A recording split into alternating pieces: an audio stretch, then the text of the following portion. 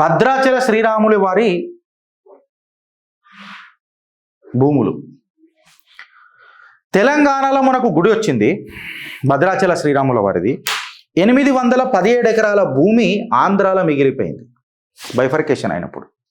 భద్రాచల శ్రీరాముల వారి మాన్యాలు, భూమాన్యాలు 817 ఎకరాలు. ఇది ఎంక్రోచ్మెంట్కి గురైంది ఫ్రెండ్స్, ఎంక్రోచ్మెంట్కి గురైంది, కబ్జాకు గురైంది. కబ్జాకు గురైతే ఏ పొలిటికల్ పార్టీలు ఎవడు కొట్లాడలే, దేశం కోసం ధర్మం కోసం బ్యాచ్ ఎవడు పోలే. పెద్ద పెద్ద మాటలు, జై శ్రీరామ్ స్లోగను కేవలం స్లోగనే.